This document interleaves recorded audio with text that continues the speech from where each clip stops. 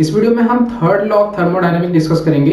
It state that entropy of a perfect crystal is zero when the temperature of the crystal is equal to absolute zero. देखो कोई perfect crystal है, perfect crystal का मतलब है उसके जो atoms हैं वो ऑर्गेनाइज फॉर्म में है, इस तरीके से। इसको हम कहते हैं परफेक्ट क्रिस्टल।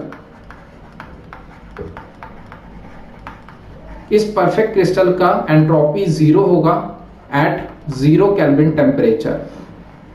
ये है हमारा थर्ड लॉ ऑफ थर्मोडायनेमिक्स, या फिर इस तरीके से कह सकते हो कोई नॉन परफेक्ट क्रिस्टल है। नॉन परफेक्ट क्रिस्टल इस तरीके से होगा। देखो यहां पे देखो, इन दोनों के बीच में डिस्टेंस a है और इन दोनों के बीच में डिस्टेंस a है और इन दोनों के बीच में डिस्टेंस a है, इसलिए हम इसको परफेक्ट क्रिस्टल कहते हैं। यहाँ पे देखो, यहाँ पे इन दोनों के बीच में डिस्टेंस a है, इन दोनों के बीच में डिस्टेंस है b, तो यहाँ पे जो डिस्टेंस है इन दोनों एटम्स का वो डिफरेंट है, तो इसका मतलब ये नॉन परफेक्ट क्रिस्टल है। एक ऑर्गेनाइज वे में एटम अरेंज नहीं है, ठीक है। तो एक डिसऑर्गेनाइज वे में एटम्स अरेंज है, तो उसको हम कहते हैं नॉन परफेक्ट क्रिस्टल। तो इसका जो एंट्रोपी है वो नॉट इक्वल टू जीरो आएगा एट जीरो केल्विन टेम्परेचर, ठीक है।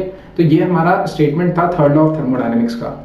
अब देखो, being a mechanical engineer, zero kelvin temperature is possible only in theoretically case.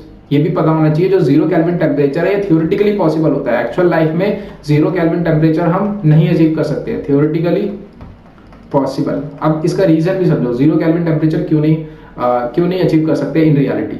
Efficiency of, देखो सेकंड लॉ ऑफ थर्मोडायनेमिक्स में हमने पढ़ा था, जो एफिशिएंसी है किसी भी हीट इंजन का वो कभी भी 1 के इक्वल नहीं आता, ठीक है। हमेशा क्या होता है, लेस देन 1 होता है। 100% किसी भी कार्नोट हीट इंजन का भी एफिशिएंसी हम 100% नहीं कर सकते, ठीक है।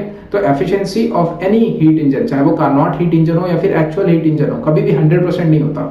क्यों नहीं होता ये समझो, 1 minus TL divide by TH, वो एक स्टेटमेंट था, thermal efficiency of any heat engine can never be equal to 1।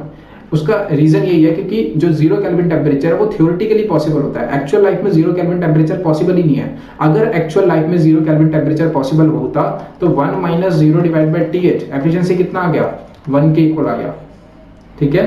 तो यहाँ पे theoretically zero kelvin temperature possible है, एक्चुअल लाइफ में जीरो केल्विन टेम्परेचर पॉसिबल नहीं होता, इसलिए किसी भी हीट इंजन की थर्मल एफिशिएंसी 100% नहीं होता, ठीक है। तो ये भी एक स्टेटमेंट है थर्ड लॉ ऑफ थर्मोडायनेमिक्स का। It is impossible to lower the temperature of any system to absolute zero. Absolute temperature is only theoretically possible, so absolute zero entropy is possible in theoretical. किसी भी system का जो entropy है ये zero के equal तभी आएगा theoretical case में आएगा, ठीक है। एक्चुअल केस में एंट्रोपी कभी भी किसी भी सिस्टम का जीरो के इक्वल नहीं आ सकता, ठीक है। कुछ ना कुछ किसी भी सिस्टम के अंदर एंट्रोपी होती ही होती है, ठीक है।